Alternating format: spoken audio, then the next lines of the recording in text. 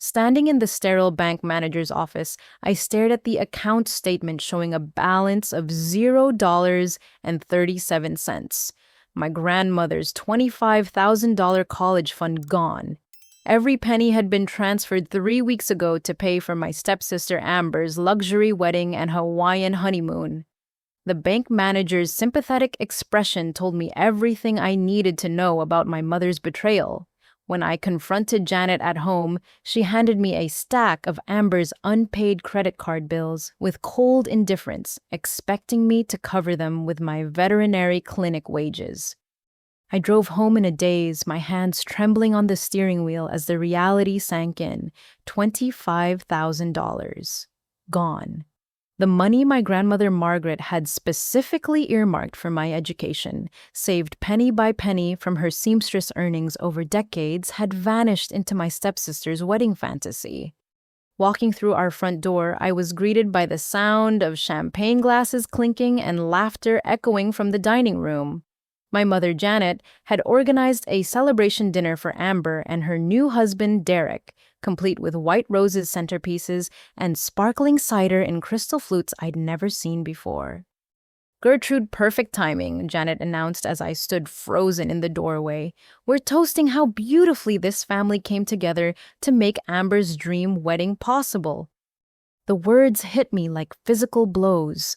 I watched Amber lean against Derek, her $1,500 wedding ring, catching the light as she gestured dramatically about their honeymoon adventures in Maui.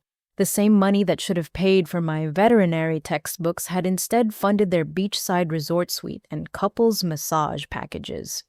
"Mom, we need to talk." I managed my voice barely steady. Janet's smile never wavered, but her eyes grew sharp with warning. "Of course, sweetheart, but first, let me show you something." She disappeared into her bedroom and returned with a manila folder thick with documents. My heart stopped as she spread them across the coffee table bank forms.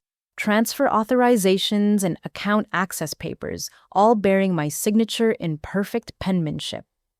"You've always had such lovely handwriting," Janet said conversationally, running her finger along one of the forged signatures. "I've been practicing for months. Amazing how similar our writing has become." The room spun around me. She had been planning this theft for months, methodically learning to replicate my signature while I trusted her completely. Each document looked absolutely authentic, bearing signatures that would fool any bank employee or legal authority. "You forged my name," I whispered the words scraping against my throat. "I protected our family's interests," Janet corrected smoothly. "And if you're thinking of making trouble, remember that these documents make you appear to be a willing participant in every transaction. Try explaining to police that your own mother forged your signature so perfectly that even you can't tell the difference." Derek raised his champagne flute toward me with a triumphant grin.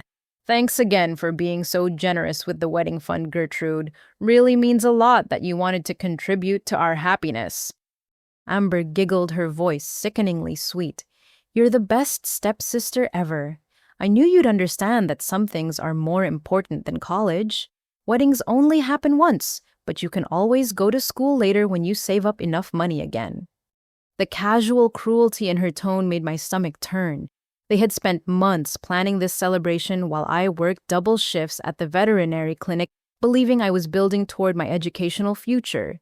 Instead, every hour I spent caring for injured animals had been unknowingly funding their romantic getaway and designer wedding dress.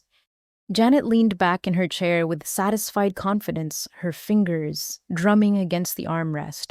"Family means making sacrifices for each other, Gertrude. Your grandmother would have wanted her money to bring this family together, not drive us apart with selfish individual dreams." The twisted logic made my head pound. My grandmother had worked until her 70s specifically to ensure I could pursue veterinary medicine without crushing debt. She had died believing her granddaughter would fulfill her dream of healing animals, not funding someone else's luxury lifestyle. As the evening wore on, I sat in stunned silence, while they continued their celebration discussing their plans to redecorate their apartment with money that should have been purchasing my anatomy textbooks. The theft wasn't just financial, it was the deliberate destruction of my future, executed with calculated precision by the people who claimed to love me most. 3 days passed before the full scope of their manipulation became clear. I was restocking vaccine supplies at the veterinary clinic when my phone rang with the first collection call. "This is Sarah from Capital One Customer Service. I'm calling regarding the overdue balance on account ending in 4792. We show Gertrude Thompson as the responsible party for payments starting this month." My hands went numb around the phone. "I don't have any Capital One accounts. Our records indicate you've assumed responsibility for this debt as of March 15th. The current balance is $4,700 with a minimum payment of $212 due immediately to avoid late fees." Before I could respond, she rattled off my workplace address, employment details, and social security number. Every piece of information was accurate, as if I had personally provided it to establish the payment arrangement. There's been a mistake," I said, my voice cracking. "I never agreed to pay anyone else's debt." "Ma'am, we have signed authorization on file. The account holder's mother provided all necessary documentation confirming your payment responsibility. She gave us your employment information and assured us you were eager to help resolve this matter." The line went dead, leaving me staring at my phone in disbelief. Within an hour, 3 more creditors called with similar demands. Chase Bank for $3,200, American Express for $5,900, Discover Card for $4,100. Each caller had the same story. Janet had contacted them personally, providing my employment details and promising I would handle Amber's delinquent accounts. Dr. Patterson, my boss at the clinic, knocked on the supply room door with a concerned expression. "Gertrude, I've had 4 different collection agencies call here today asking for you. They seem to think you're responsible for some substantial debts." The humiliation burned through my chest. My professional reputation was already being damaged by my family's schemes. Dr. Patterson had trusted me with handling expensive medications and equipment, and now collection agents were calling my workplace as if I was a deadbeat who couldn't manage my personal finances. "I'm so sorry, Dr. Patterson. There's been a misunderstanding with some family accounts. I'll resolve it immediately." "Just handle it quickly," he said gently. "We can't have collection agencies disrupting our patient care environment." I was updating patient files that afternoon when Amber strolled through the clinic's front door, her arms loaded with shopping bags and a stack of unopened envelopes. She wore a bright yellow sundress and designer sunglasses, looking like she'd spent the morning at an expensive spa rather than dealing with financial responsibilities. "Perfect you're here," she said brightly, dumping the envelopes onto the reception counter. "These came to my apartment, but since you're handling my payments now, I figured I'd save you the trip." I stared at the pile of bills, credit card statements, student loan notices, and medical collection letters, each representing thousands of dollars in debt that somehow had my name attached as the responsible party. "Amber, I never agreed to pay your bills." She tilted her head with mock confusion. "But Mom said you volunteered to help out while Derek and I get established in our marriage. She showed me the papers where you signed up to take care of everything." One envelope caught my attention, a student loan statement for $7,000 from a college I'd never heard of. When I opened it, the payment history showed Amber had received loan money for a nursing degree she'd never completed, dropping out after 1 semester to pursue what she called her entrepreneurial dreams. "You took out loans for school and never finished?" "School wasn't really my thing," she shrugged. "But the money helped with living expenses while I figured out my path. And now that you're covering the payments, I don't have to worry about it anymore. Mom explained that family helps family, and you're in a much better position to handle this stuff than we are." The casual entitlement in her voice made my hands shake. She had accumulated massive debt pursuing whims, and abandoned dreams, and somehow that had become my responsibility to resolve. Every dollar I earned caring for sick animals was being claimed to fund her lifestyle choices. Derek and I have big plans. She continued, pulling out her phone to show me pictures of expensive furniture she wanted to buy. We're thinking about getting a boat this summer and maybe taking another honeymoon to celebrate our 6-month anniversary. It's so nice knowing we don't have to stress about old bills when we have family willing to step up. I watched her scroll through yacht rental websites while surrounded by the bills she expected me to pay her face, glowing with excitement about future purchases funded by my labor. The disconnect between her extravagant dreams and my financial reality felt surreal, like watching someone plan a feast while expecting me to starve. As she gathered her shopping bags to leave, Amber paused at the door with an afterthought. Oh, and Mom wants to have dinner tomorrow night to discuss some additional accounts that need attention. She's been so proud of how mature you're being about family responsibilities. The clinic door chimed as she left, leaving me alone with $18,000 worth of bills that bore my name, but represented someone else's choices. Every envelope felt like a weight pressing down on my chest, each debt another link in the chain they had wrapped around my future without my knowledge or consent. The next evening, Janet's excitement was palpable as she bustled around the kitchen, preparing what she called a special family dinner. She had set the dining room table with her best china and lit candles as if we were celebrating something momentous, rather than discussing my financial enslavement. "Gertrude, I want you to meet someone very important," she announced as the doorbell rang. "Carl has been such a blessing in my life, and he's eager to meet my daughter." Carl Henderson stood in our doorway holding a bouquet of roses and a bottle of wine, his silver hair perfectly styled and his smile radiating the confident charm of someone accustomed to getting what he wanted. He was tall and broad-shouldered, dressed in an expensive navy suit that suggested financial success and social sophistication. "So, you're the famous Gertrude," he said, his handshake firm and lingering. "Your mother talks about you constantly. She's so proud of how you've stepped up to help the family during this transition period." During dinner, Carl dominated the conversation with stories of his business success in real estate investment and property management. He spoke knowledgeably about tax strategies, investment portfolios, and wealth-building techniques that made Janet's eyes sparkle with admiration and future possibilities. Family financial coordination is crucial in today's economy, he explained between bites of Janet's pot roast. When families work together strategically, everyone benefits from shared resources and unified planning. The conversation felt rehearsed, as if they had practiced these talking points before my arrival. Carl's business expertise lent authority to their arguments about family cooperation, making their demands sound like sound financial advice rather than exploitation. But then Carl's tone shifted, becoming more personal and intimate in a way that made my skin crawl. "Your mother has shared some concerns about your recent attitude, Gertrude. The negativity and resistance to family cooperation, the threats to involve outsiders in private family matters."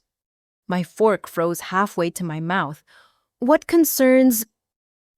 "Well, for instance, your conversation with Sarah Martinez last Tuesday evening, the one where you discussed moving away and abandoning your family responsibilities." The blood drained from my face. Sarah was my closest friend from high school, and our conversation had taken place in my car in the parking lot of a grocery store 20 miles from our house. I had confided my frustration and fantasized about starting fresh somewhere else, never imagining anyone could overhear such a private moment. Carl reached into his jacket and pulled out a small digital recorder, setting it gently on the table between the candles. I believe in protecting the people I care about. When someone's behavior becomes concerning, documentation becomes necessary.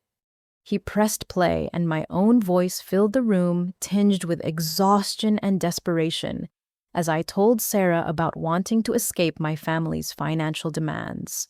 The recording captured every word of my venting session, including moments where I'd called Janet manipulative and expressed doubts about Amber's character. "You've been spying on me," I whispered, the violation feeling like ice in my veins. "I've been protecting your mother," Carl corrected smoothly. "When someone starts making threats about family members, responsible adults take precautions. Your behavior patterns suggest someone struggling with a financial responsibility and emotional stability."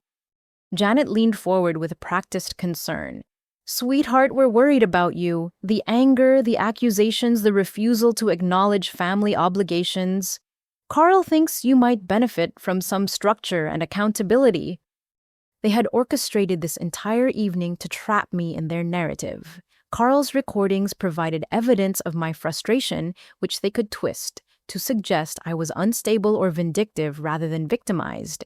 Any attempt to seek outside help could be portrayed as the ravings of someone unable to handle adult responsibilities. Carl opened a leather portfolio and spread documents across the table, a typed agreement outlining monthly financial obligations that would consume nearly my entire income from both jobs. $800 monthly toward household expenses, $400 for Amber's credit card debts, $300 for student loan payments, additional funds as needed for family emergencies and special occasions. This arrangement provides structure and ensures everyone contributes appropriately to family welfare. Carl explained, his tone businesslike and reasonable. "Your mother and I will supervise the account management to ensure proper allocation of resources."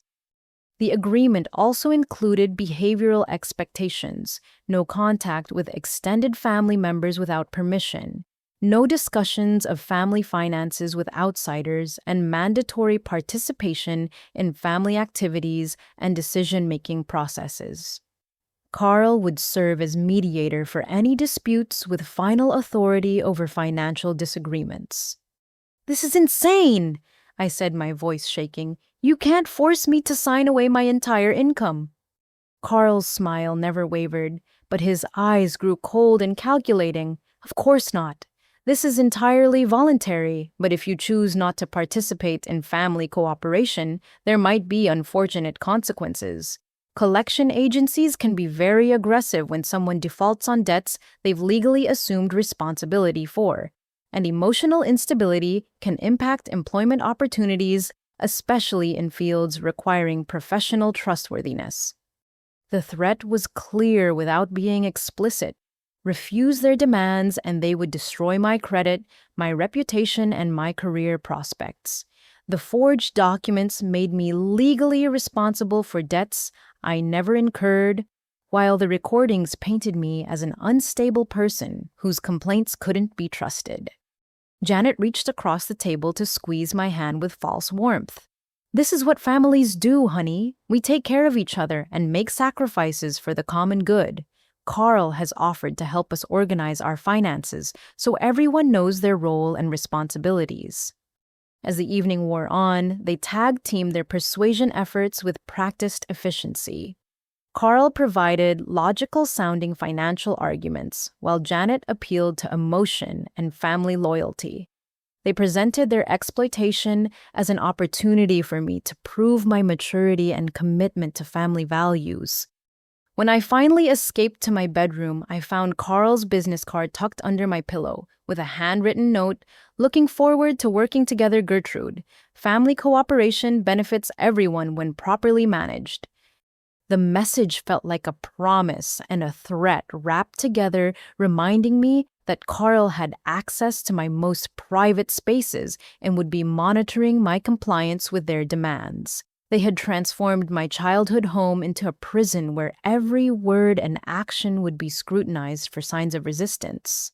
The systematic destruction of my support network began the next morning when my best friend Maria called, her voice strained with uncomfortable concern.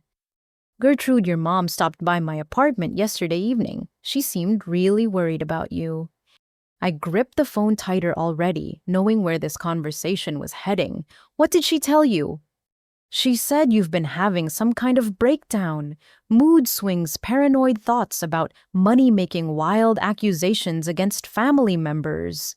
She asked if you've been saying strange things to me lately. The betrayal cut deep, but not as deep as the realization that Maria's tone carried a note of uncertainty, as if Janet's poison was already taking root. Maria, that's not true. My mother stole my college fund and is trying to force me to pay my stepsister's debts. A long pause stretched across the line. That sounds pretty extreme, Gert. Your mom seemed genuinely concerned, and she mentioned you've been under a lot of stress at work. Maybe you should talk to someone professional about what you're feeling. Even Maria, who had known me since 7th grade, who had seen me care for injured birds with endless patience, who knew my character better than almost anyone, was beginning to doubt my version of events. Janet had poisoned that relationship with surgical precision planting, just enough concern to make my closest friend question my stability. The pattern repeated throughout the day with devastating consistency. My cousin Jessica called to check on my emotional health after receiving a similar visit from Janet. My coworker Linda mentioned that Janet had stopped by the veterinary clinic to express concern about my mental state, wondering if work stress might be affecting my judgment. Even Mrs. Thompson, my elderly neighbor who had watched me grow up, mentioned during our usual morning conversation that Janet had expressed worry about my recent behavior, suggesting I might benefit from counseling or medication to help with anxiety and depression.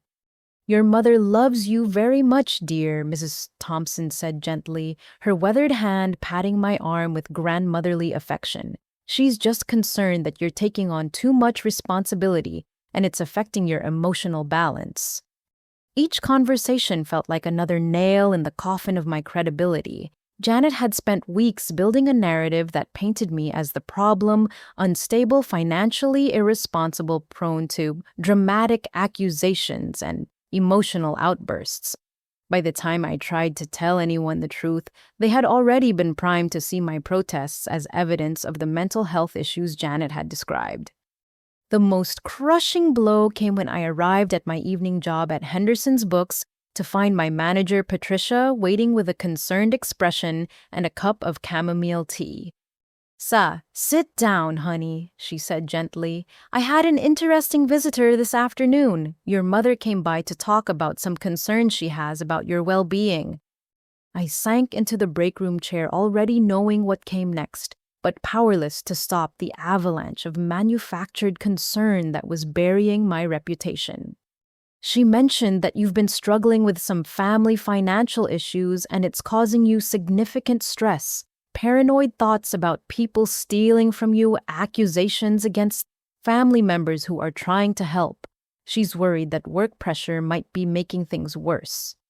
Patricia had been my supervisor for 2 years, had seen me handle difficult customers with patience, and organize charity drives for animal shelters with dedication. But now she looked at me with the cautious sympathy reserved for someone showing early signs of mental breakdown. "Patricia, my mother is lying. She actually did steal my college fund and she's trying to force me to pay my stepsister's credit card bills." The words sounded desperate and unhinged, even to my own ears, especially after Janet's careful preparation had established me as someone prone to wild accusations and financial paranoia. Patricia's expression shifted from concern to professional alarm. "Gertrude, these are very serious accusations. Have you considered that stress and financial pressure might be affecting your perception of events? Your mother seemed genuinely worried, and she mentioned some concerning conversations you've been having with friends."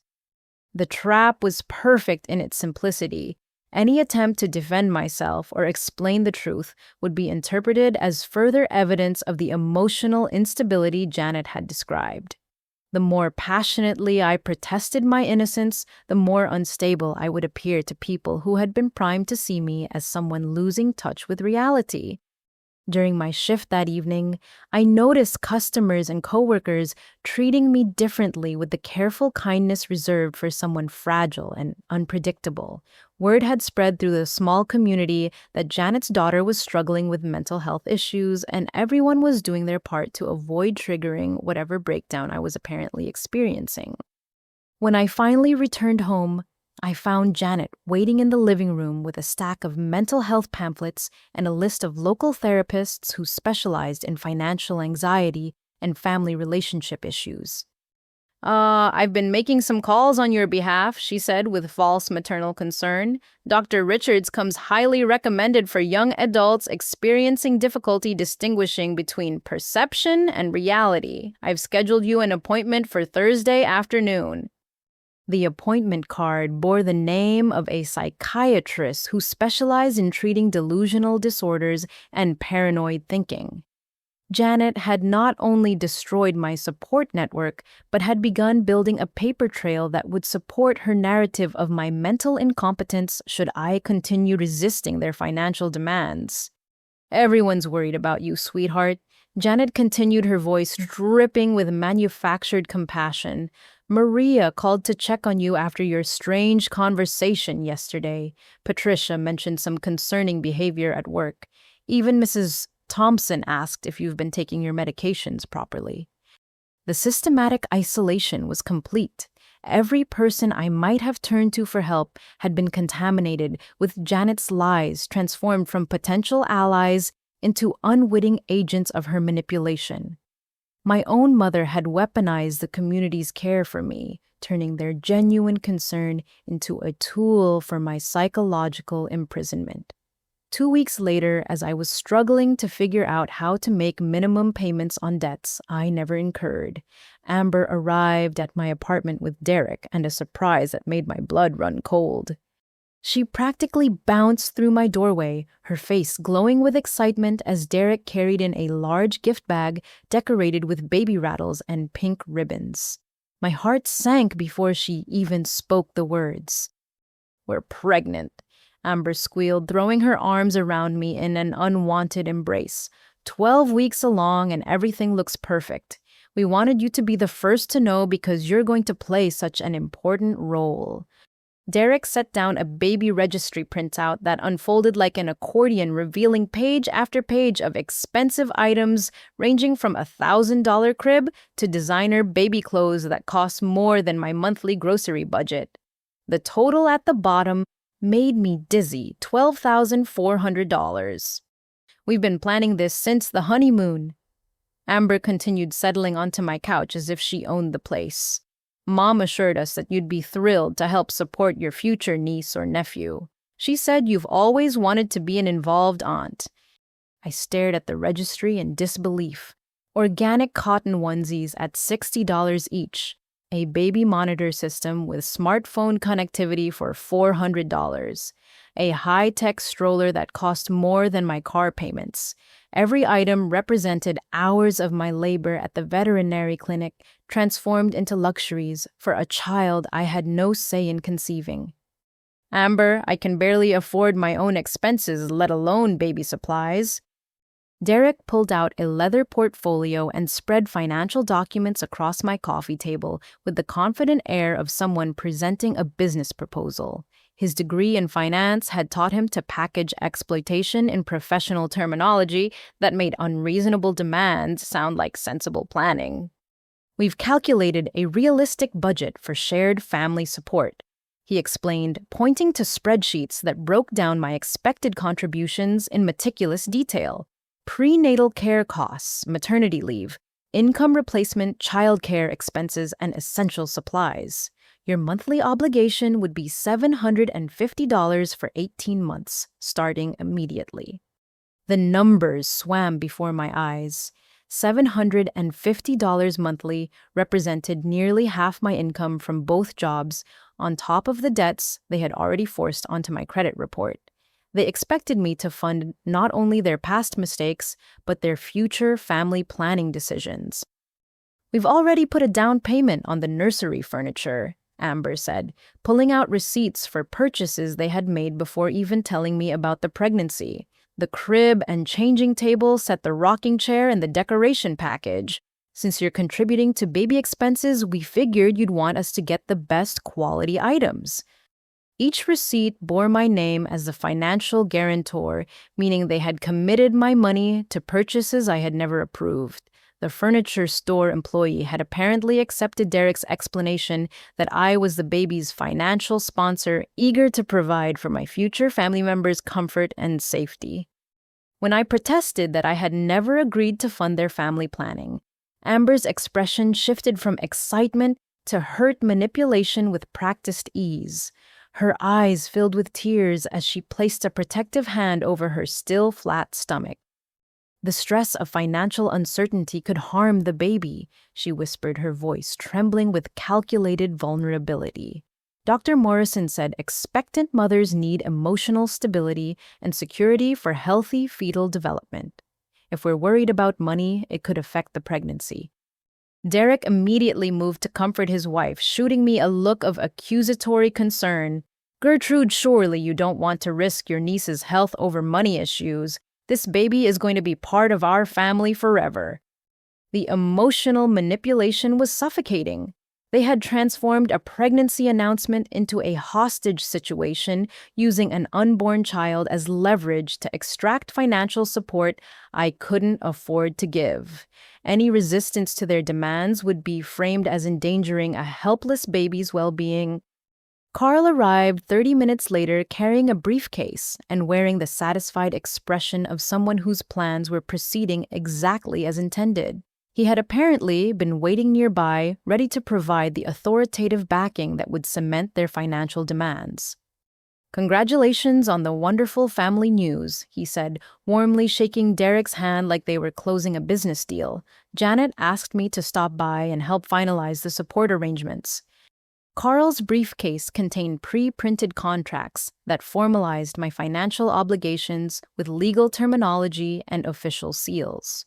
The documents established me as the baby's primary financial supporter, responsible for medical expenses, child care costs, and educational savings contributions that would continue for 18 years. Vaughan, family investment in child welfare benefits everyone. Carl explained with the authority of someone who had convinced other families to make similar arrangements. When children receive adequate financial support from extended family members, parents can focus on emotional nurturing rather than economic stress.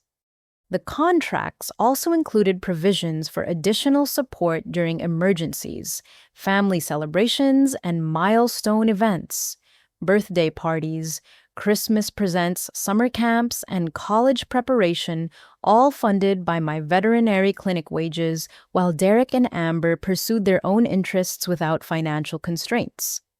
"We've already opened a baby savings account in your name," Derek announced, sliding banking documents across the table.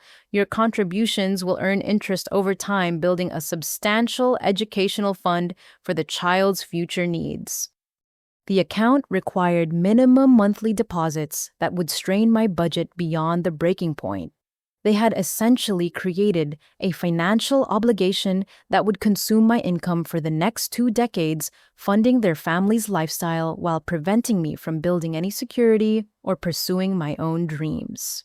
As they prepared to leave with signed contracts and banking information, Amber paused at my doorway with one final demand disguised as gratitude. "Oh, and Mom mentioned that you'd probably want to help with the baby shower planning. Nothing too elaborate, just a small celebration for about 50 guests. Maybe $3,000 or $4,000 for decorations, catering, and gifts for the attendees."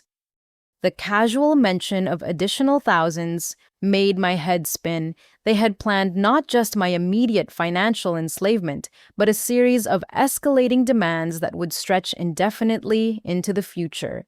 Every family milestone would become another opportunity to drain my resources for their benefit. Carl's business card appeared in my hand as they gathered their documents. His contact information accompanied by a handwritten reminder, "Payment schedules begin Monday. Looking forward to our continued cooperation." The message carried an implicit threat, wrapped in professional courtesy, reminding me that resistance would trigger the consequences he had outlined during our dinner meeting. My compliance wasn't requested. It was expected, backed by forged documents and manufactured evidence of my mental instability. 3 months into their payment schedule, I decided I needed reliable transportation to handle my increasing work obligations. Both jobs required punctuality and professional appearance, and my aging Honda was starting to require expensive repairs that ate into my already strained budget. The loan officer at First National Bank greeted me with the professional courtesy typically reserved for customers with excellent credit histories. I had prepared all the necessary documentation, calculated my debt-to-income ratio, and researched affordable vehicle options that would fit my modest budget. "Let me pull up your credit report," Susan Williams said, her fingers clicking across her keyboard with efficient precision. "We'll see what loan terms we can offer based on your current financial standing." Her expression changed within seconds, shifting from professional friendliness to confused concern as data populated her computer screen.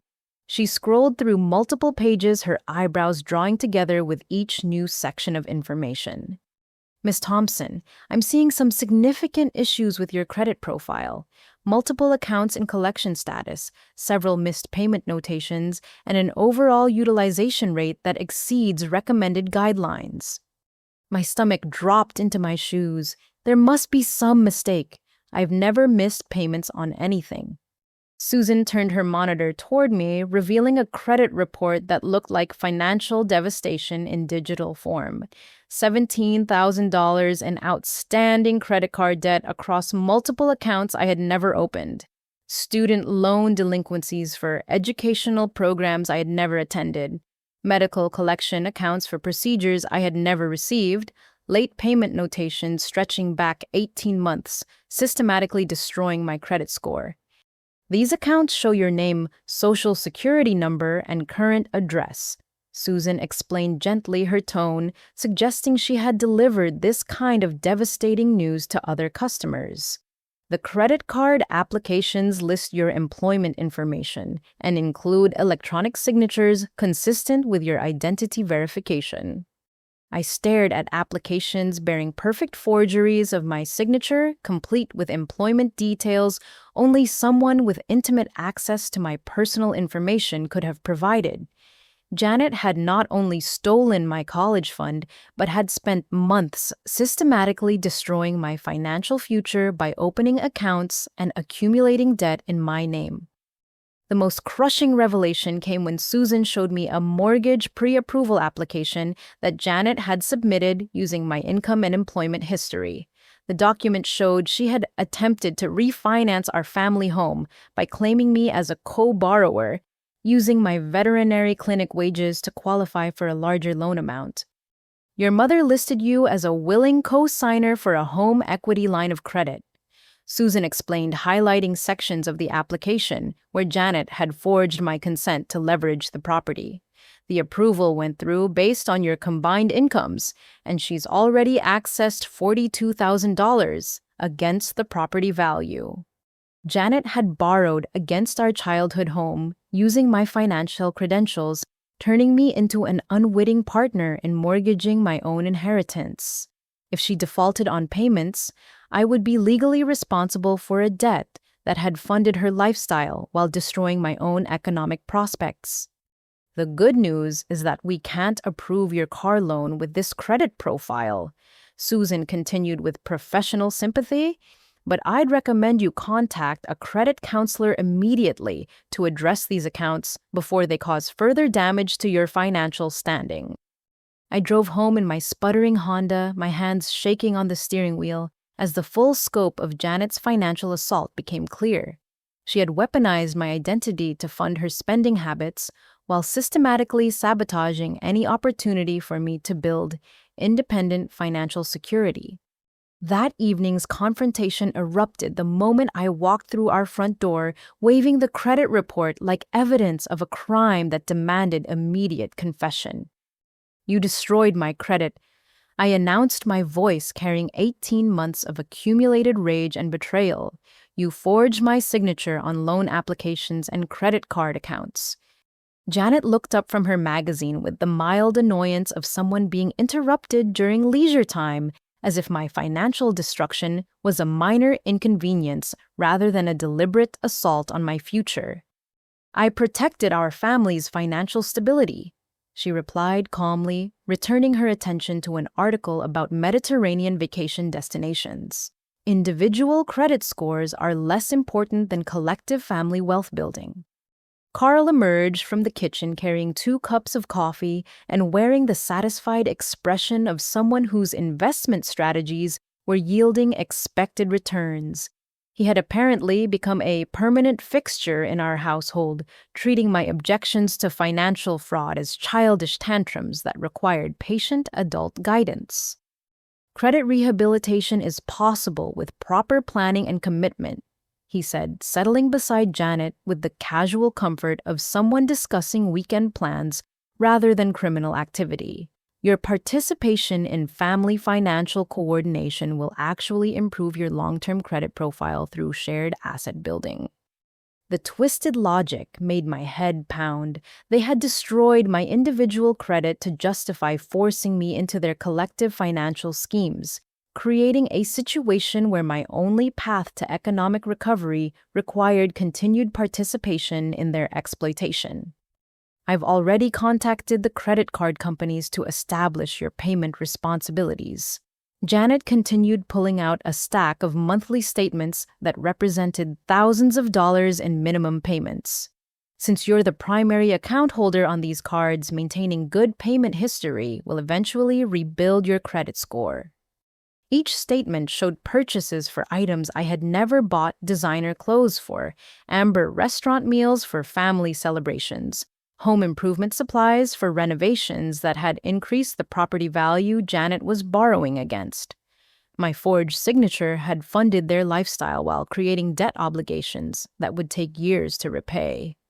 "You can't force me to pay for debt I never created," I said, my voice breaking with exhaustion and desperation. Carl's smile carried the patient condescension of someone explaining obvious facts to a stubborn child. The legal documentation suggests otherwise.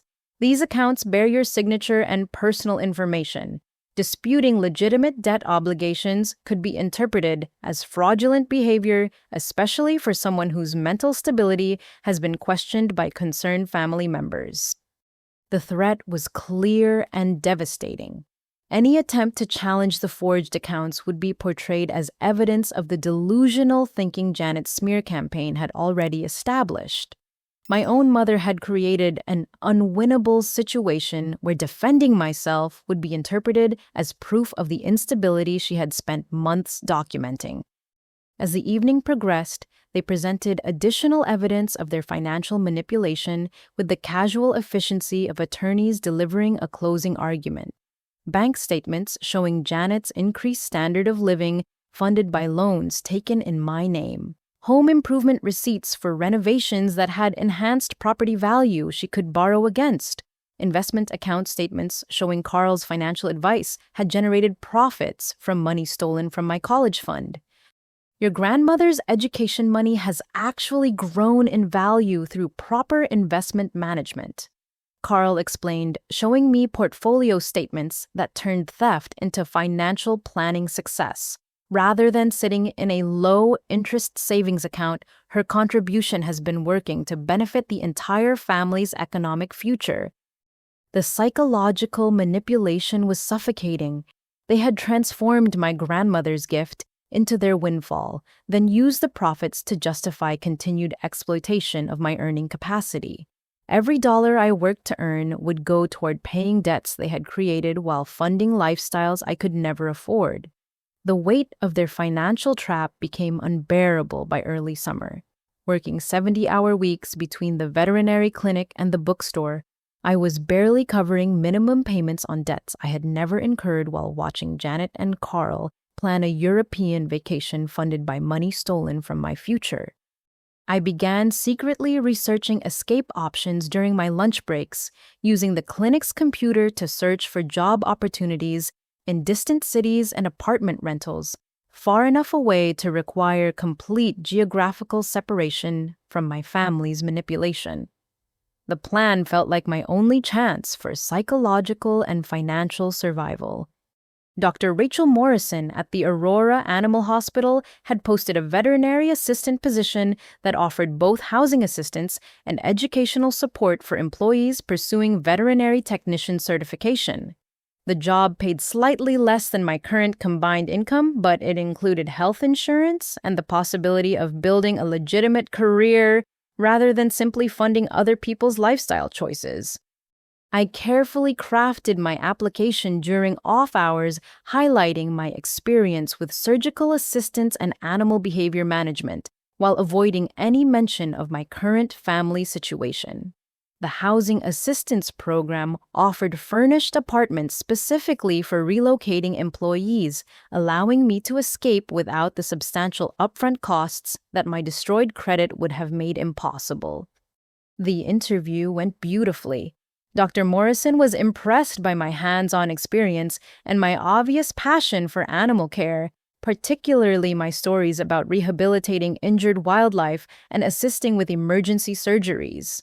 She offered me the position on the spot with a start date in 3 weeks that would allow time for relocation and training. We've had excellent success with our housing assistance program, she explained, handing me information about a furnished studio apartment just 2 blocks from the clinic. It's designed specifically for dedicated employees who want to focus on building their veterinary careers without the distractions of complicated living situations. For the first time in months, I felt hope flickering in my chest. The apartment was small but clean, with everything I would need to start fresh and build toward my educational goals.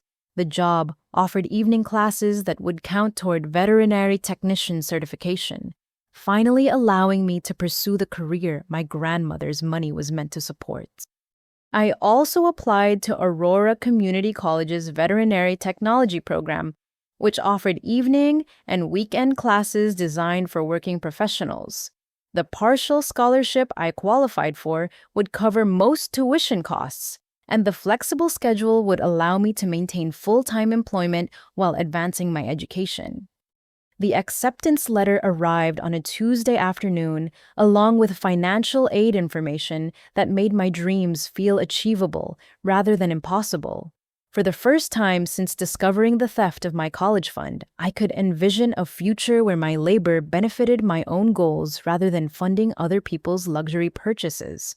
I spent weeks secretly organizing my escape, carefully transferring essential belongings to my car during work hours, and researching the logistics of establishing residency in a new state. The plan required precision timing to avoid detection before I could physically relocate beyond Janet and Carl's immediate reach. But when I returned home that Wednesday evening to begin the final phase of my escape plan, Janet was waiting in the living room, surrounded by every piece of mail I had been expecting to receive over the past 6 weeks.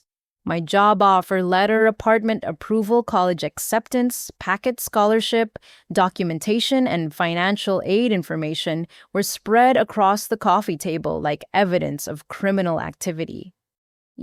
Interesting reading material, Janet said conversationally, holding up my employment contract with Aurora Animal Hospital.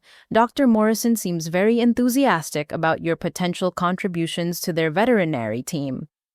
My heart stopped. Every piece of correspondence that should have been private and secure had been intercepted, opened, and examined in detail. Janet's casual violation of federal mail tampering laws had destroyed my carefully planned escape before it could begin. "You've been signing for my mail," I said, the words barely audible through my shock and growing rage. "I've been protecting our family from your increasingly erratic decision-making," Janet corrected smoothly, "running away to another state without discussing your obligations to family members who depend on your support." Carl appeared from the kitchen carrying a cell phone and wearing the satisfied expression of someone whose contingency planning had proved successful. He had apparently been making calls while Janet confronted me with evidence of my attempted independence.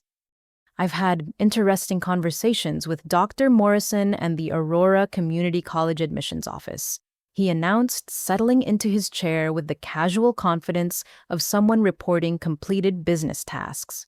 Both institutions were very concerned to learn about your family medical emergency and inability to relocate as planned. The devastation hit like a physical blow. "You called my new employer." I explained that you're dealing with significant family mental health issues that require local support and supervision. Carl continued his tone, carrying the authority of someone providing necessary medical information. "Dr. Morrison was very understanding about the need to withdraw your application under such challenging circumstances." Janet held up my college acceptance letter with mock sympathy. "I also contacted Aurora Community College to explain that your financial and emotional situation makes educational commitments unrealistic at this time. They've agreed to defer your acceptance and scholarship pending resolution of your family care responsibilities." Every door I had worked to open had been slammed shut through their systematic interference with my communications and their willingness to spread lies about my mental health to professional contacts. They had not only stolen my money, but had destroyed my opportunities to rebuild my life through legitimate educational and career advancement. The apartment management company was also very understanding. Carl added, pulling out rental documents that I recognized as my housing application. "When they learned about your history of financial instability and the concerns about your decision-making capacity, they agreed that independent living might not be appropriate at this time." The complete destruction of my escape plan had been accomplished through a combination of mail theft, identity manipulation, and character assassination that left me trapped more completely than any physical prison. Every institution I had contacted for help had been turned against me through carefully crafted lies that portrayed my attempts at independence as evidence of mental breakdown. Family members who love you don't abandon their responsibilities during difficult times, Janet said with false maternal concern, gathering my intercepted mail into a neat pile. "Your place is here, helping to build our collective family security rather than pursuing selfish individual dreams." As the evening wore on, they revealed the systematic nature of their interference with brutal efficiency. Phone calls to potential employers spreading concerns about my reliability, contact with landlords suggesting I had a history of financial irresponsibility, communication with educational institutions claiming I was dealing with family crisis that made academic commitments impossible. Carl's final revelation was the most crushing. "We've also taken the precaution of establishing a mail forwarding service in your name. All future correspondence will be routed through our address for appropriate family review before reaching you." They had legally hijacked my postal service, ensuring that any future attempts at independence would be detected and sabotaged before I could execute escape plans. My own mother had transformed our home into a surveillance state where every communication was monitored and controlled to prevent my financial liberation from their exploitation schemes. The breaking point came 3 weeks later when I finally gathered enough courage to threaten Janet with police involvement and federal mail fraud charges. I had researched the legal penalties for identity theft and forgery, armed myself with documentation of their crimes, and prepared to sacrifice our family relationship to stop their systematic financial abuse. "I'm calling the police tomorrow morning," I announced during dinner, my voice steady with newfound determination. "Mail tampering is a federal crime and identity theft carries serious prison sentences. I have documentation of every forged signature and stolen account." Janet set down her fork with deliberate calm, but I could see the flash of panic in her eyes before she composed her expression into wounded maternal concern. "Gertrude, threatening your own mother with criminal charges shows how deeply this family stress has affected your mental state," she said softly, her voice trembling with perfectly calibrated emotion. "I'm genuinely worried about your psychological well-being." Carl's phone appeared in his hand with suspicious readiness, as if he had been expecting this confrontation and had prepared countermeasures for my resistance. His fingers moved across the screen with the efficiency of someone executing a predetermined plan rather than responding to unexpected developments. Dr. Richards has been concerned about your increasingly paranoid ideations. Carl said, his tone carrying the authority of someone reporting professional medical opinions. The threats of legal action against family members, the elaborate conspiracy theories about financial manipulation. These are classic symptoms of stress-induced psychotic episodes. I stared at them both, recognizing the trap they had constructed over months of careful planning. Any attempt to seek legal protection would be portrayed as evidence of the mental breakdown they had been documenting through their network of lies and manufactured medical consultations. "I'm not crazy," I said, my voice cracking with exhaustion and desperation. "You stole my college fund and destroyed my credit. These are facts, not delusions."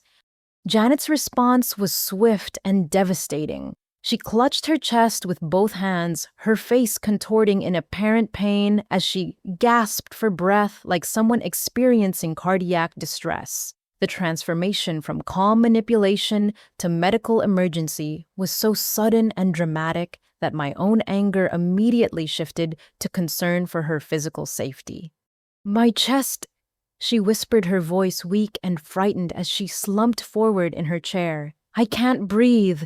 The stress of your accusations is killing me." Carl was already dialing 911 with the practiced efficiency of someone who had anticipated this exact scenario. His voice carried genuine urgency as he reported a potential heart attack, providing our address and requesting immediate emergency medical response. Within minutes, our dining room filled with paramedics checking Janet's vital signs, while she weakly described chest pain and breathing difficulties that had apparently developed during our family discussion. The medical professionals treated her symptoms with appropriate seriousness, loading her onto a stretcher while discussing cardiac enzyme tests and emergency room monitoring protocols. During the ambulance ride to the hospital, Janet gripped my hand with surprising strength for someone experiencing heart failure, her eyes locking onto mine with desperate maternal love that made my guilt feel like a crushing weight in my chest. "Oh, promise me you won't destroy our family while I'm fighting for my life," she whispered, her voice barely audible above the medical equipment monitoring her allegedly failing heart. "I love you too much to watch you tear apart everything we've built together."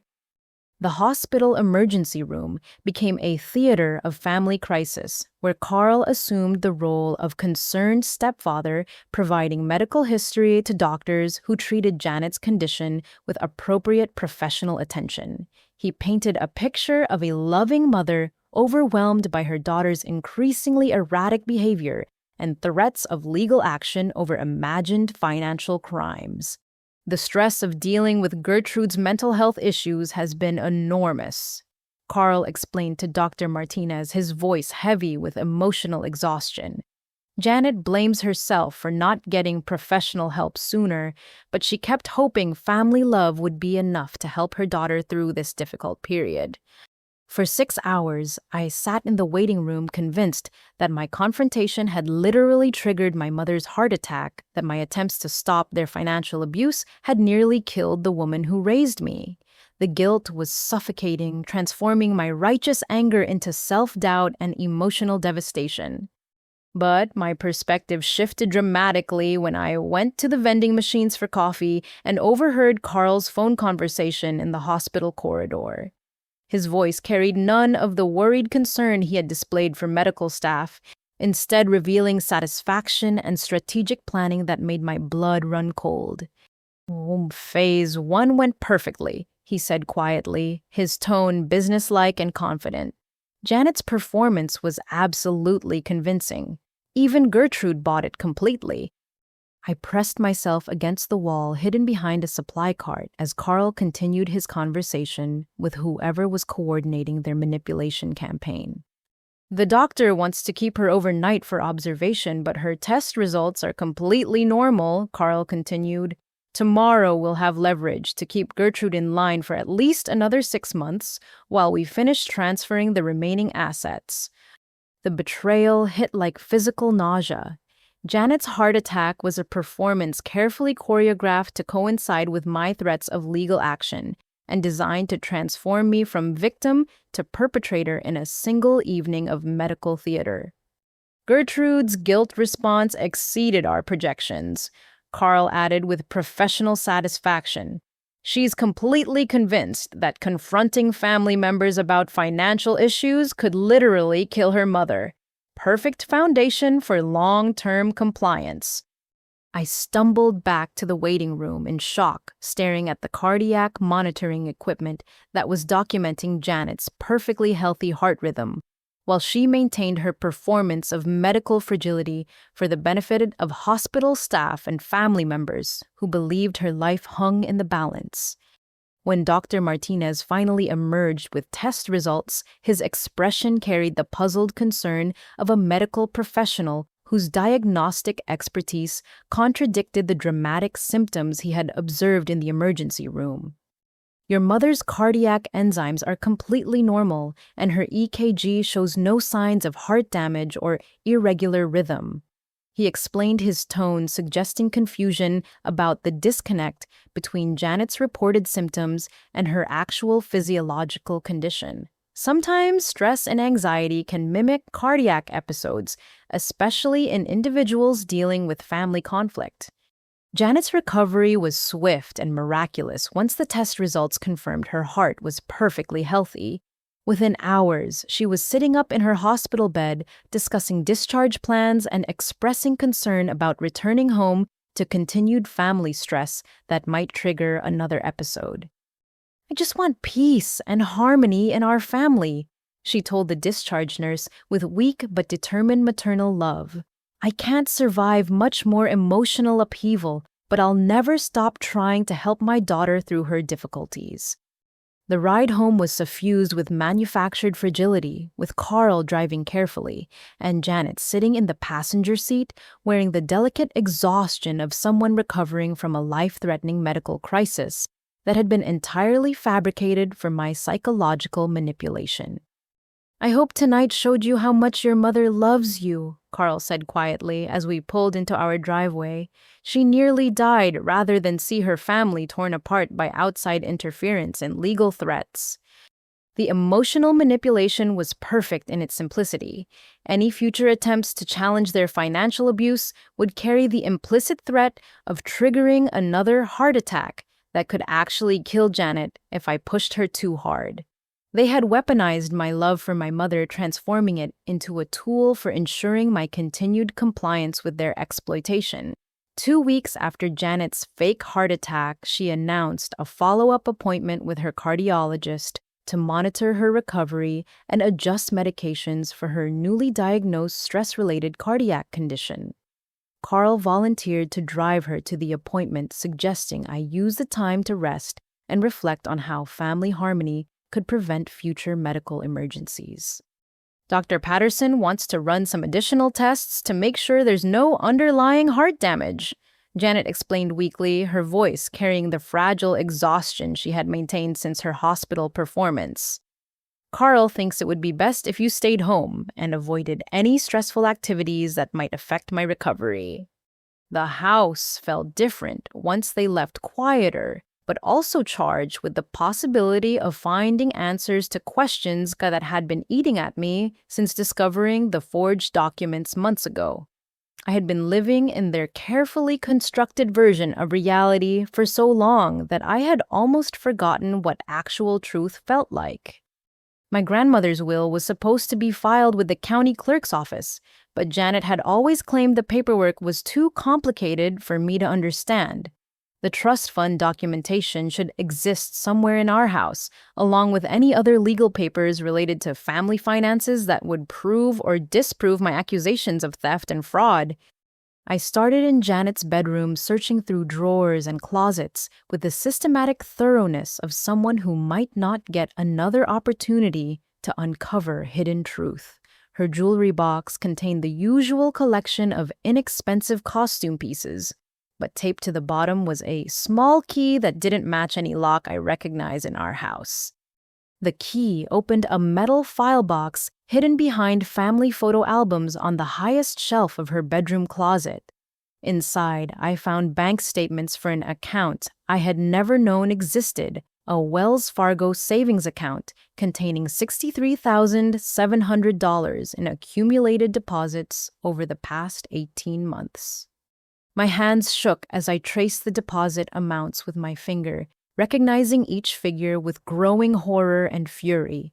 $25,000 from my grandmother's trust fund, $12,000 from my Uncle David's estate that was supposed to be divided equally among his nieces and nephews, $8,000 from my younger brother Marcus's military deployment savings account, $18,000 from my grandfather's pension benefits that should have been distributed to his surviving children. Janet had been systematically stealing from every family member who trusted her with financial information, using her position as family organizer to access accounts and redirect money into her personal savings. The theft wasn't limited to my college fund.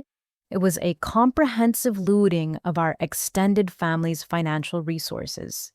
Among the bank statements, I found life insurance documents showing Janet as the beneficiary of policies belonging to elderly relatives I barely knew existed. Death certificates for great-aunts and distant cousins, accompanied by insurance claim forms that had been processed months before family members were even notified of the deaths. The most devastating discovery was a folder containing forged power of attorney documents that gave Janet legal authority to manage financial affairs for family members who had never granted such permission. My grandfather's signature appeared on papers dated after his death, while my Uncle David's authorization was supposedly signed during his final hospitalization when he was sedated and unconscious. But the cruelest revelation was a handwritten letter from my grandmother, Margaret, addressed to me and dated just weeks before her death. The letter explained her hopes for my veterinary career and her pride in my compassion for injured animals, expressing her confidence that the education fund would help me achieve my dreams of healing suffering creatures. My dearest Gertrude, the letter began, "I've watched you care for every wounded bird and stray cat with such gentle patience. And I know you're meant to spend your life easing pain for animals who cannot speak for themselves. This money represents my belief in your calling and my hope that you'll remember your old grandmother when you're saving lives in your veterinary practice." The letter included specific instructions that the money should only be used for educational expenses directly related to my veterinary training, with any unused funds to be preserved for continuing education throughout my career.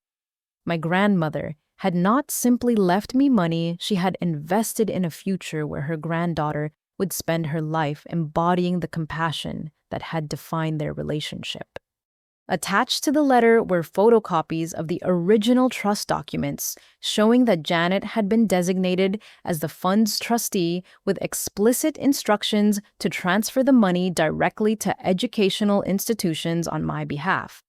The term specifically prohibited using the funds for any other family member's expenses or converting the money for general family use. Janet had violated every condition of my grandmother's trust, stealing money that was legally and morally designated for my education, while manipulating me into believing I was obligated to fund other people's lifestyle choices. The theft was not just financial, it was the destruction of my grandmother's final gift and the betrayal of her faith in both of us. Further searching revealed correspondence with Robert Amber's biological father that Janet had intercepted and hidden, rather than delivering to me. 8 months of certified letters, phone messages, and legal documents warning me about Janet's financial fraud and offering assistance in recovering stolen money. Robert's letters painted a picture of systematic theft, spanning multiple relationships and geographic locations.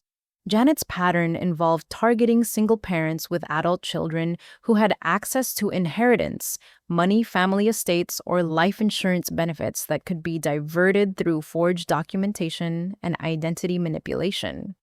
I've been trying to warn you for months about your mother's financial crimes, Robert wrote in his most recent letter. She used identical tactics during our marriage, stealing from my elderly mother's estate and forging documents to access family trust funds. I have evidence of her fraud patterns and contacts with other families she's victimized across 4 different states.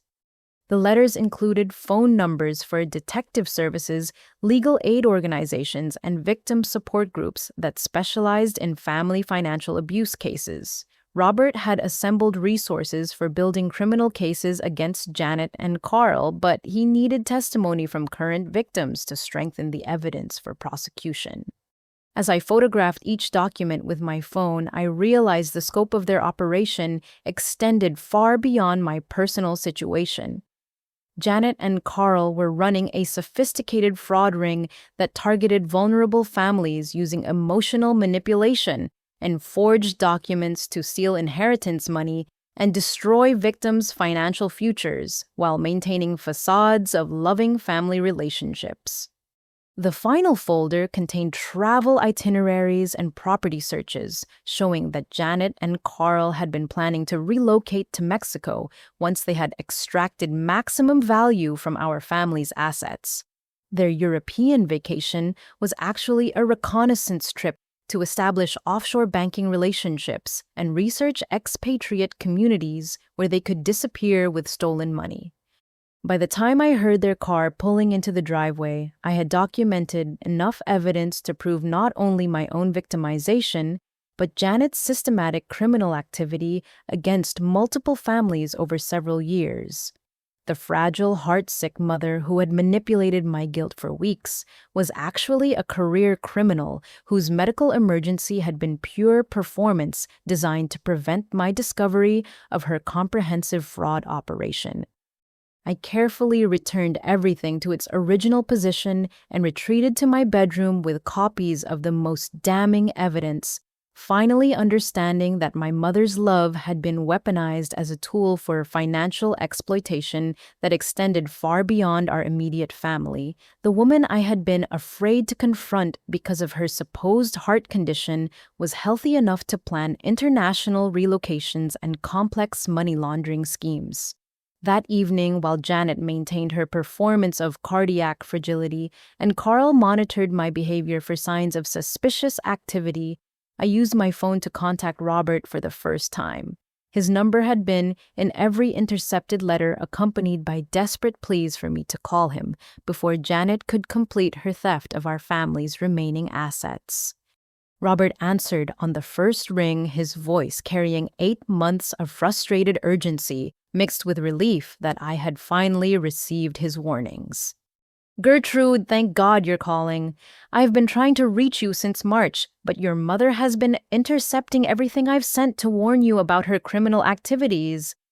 Speaking quietly from my bedroom while Janet and Carl watched television downstairs, I explained the systematic theft of my college fund, the forged documents, and the fake heart attack that had nearly convinced me to abandon my search for justice. "That's exactly her pattern," Robert said grimly. "Medical emergencies, emotional manipulation, and family guilt trips to prevent victims from seeking legal help. She used identical tactics during our divorce when I discovered she had stolen $42,000 from my mother's estate." Robert had been building a case against Janet for 5 years, starting with the theft from his family and expanding as he discovered other victims across multiple states. His detective friend, Officer Maria Martinez, specialized in family fraud cases and had been documenting Janet and Carl's criminal partnership through surveillance and financial investigation. "Carl Henderson isn't his real name," Robert explained. "He's actually Carl Harrison, and he's been running romance scams targeting single mothers with adult children for over a decade. Your mother is his most successful partner because she understands how to manipulate family relationships better than his previous accomplices." Within 2 hours, Robert was driving the 300 miles from Springfield to our city, bringing case files that revealed the true scope of Janet and Carl's operation. He arrived at midnight, parking several blocks away and meeting me at the 24-hour diner near my workplace to avoid detection by the surveillance cameras Carl had installed around our house. The evidence Robert spread across our corner booth was overwhelming and heartbreaking. Bank statements from 7 different families showing identical patterns of inheritance theft. Forged documents bearing signatures from elderly relatives who had died months before the supposed authorization dates.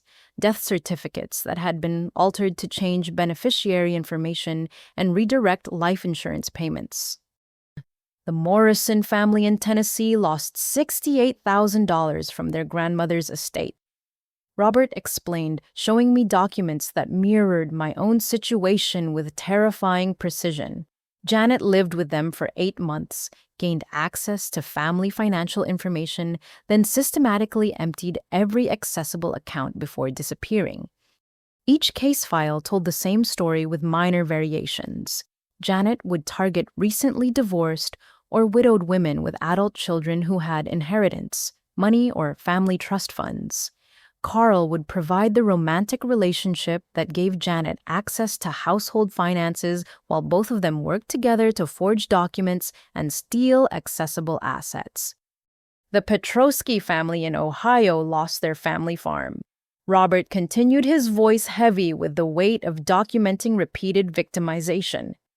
Janet convinced the mother that selling the property would help the family invest in better opportunities, then disappeared with the sale proceeds before anyone realized the buyer was Carl using a fake company name. Officer Martinez arrived at 1 a.m, bringing federal case files that showed Janet and Carl were wanted for mail fraud, identity theft, and elder abuse across 4 states. The FBI had been tracking their movement patterns but needed testimony from current victims to build prosecutable cases. Your evidence completes the pattern we've been documenting, Officer Martinez explained, reviewing the photographs I had taken of the hidden bank statements and forged documents. We have surveillance footage of Carl entering post offices to collect mail addressed to his victims, but we needed proof of the systematic identity theft to justify federal charges. The investigative timeline revealed Janet's criminal career spanning over 15 years, with Carl joining her operation 5 years ago to provide the romantic cover that made her financial access more believable to victims' families. They had stolen over $400,000 from 12 different families, always moving to new locations before victims could organize legal responses. Your mother's medical emergency performance is documented in 3 previous cases, Officer Martinez added, showing me hospital records from other jurisdictions where Janet had faked cardiac episodes to prevent victims from pursuing criminal charges. She researches stress-induced heart symptoms online and practices the performance until it's completely convincing. The federal case required recorded confessions to prove conspiracy and ongoing criminal intent. Officer Martinez explained that they needed me to wear recording equipment and encouraged Janet and Carl to discuss their criminal activities, while federal agents monitored the conversations from surveillance vehicles. We've prepared a scenario that should trigger detailed confessions. Officer Martinez outlined spreading legal documents across the table. You'll tell them about a fictional inheritance from your great-aunt's estate worth $200,000, asking for their help in accessing the money quickly. The plan relied on Janet and Carl's greed, overwhelming their caution. Faced with the possibility of stealing such a large amount, they would likely provide detailed instructions about their fraud techniques while incriminating themselves on recorded conversations that could be used as evidence in federal prosecution. Your testimony combined with the recorded confessions will allow us to prosecute them for the full range of federal crimes, Officer Martinez explained. Mail fraud, identity theft, conspiracy, and racketeering charges that carry substantial prison sentences. Robert's final revelation was the most encouraging. We've already recovered $37,000 from their hidden accounts through asset seizure warrants. Once they're convicted, you'll receive full restitution for your stolen college fund, plus additional compensation from liquidated assets they purchased with crime proceeds.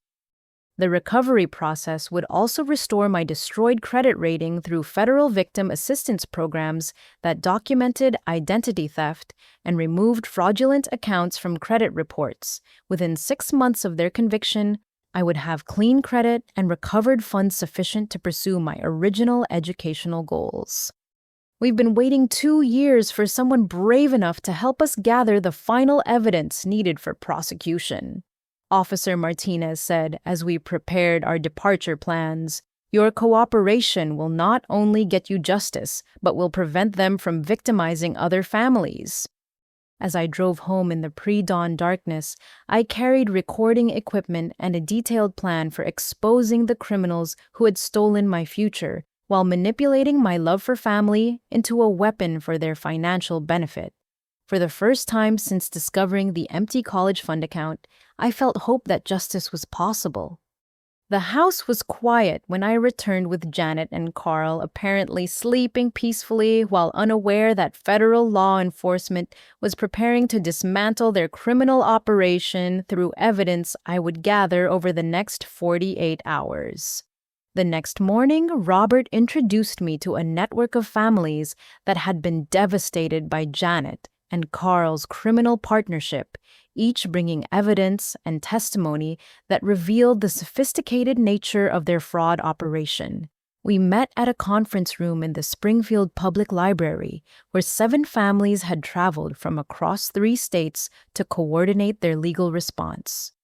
Patricia Williams from Nashville had lost her mother's entire life insurance settlement when Janet posed as a grief counselor and gained access to estate planning documents. She attended my mother's funeral and offered to help with paperwork. Patricia explained, her voice still raw with betrayal 18 months later. By the time I realized what happened, she had transferred $64,000 to accounts I couldn't trace. James and Linda Kowalski had been victimized during their daughter's deployment overseas. Janet had befriended Linda at a military spouse support group, eventually gaining access to their family's financial information, while Carl romanced Linda during her emotional vulnerability about her daughter's dangerous assignment. They stole $28,000 from our daughter's combat pay savings while she was in Afghanistan. James said, his hands shaking as he described the betrayal. Money she earned risking her life for our country, stolen by people she trusted as family friends.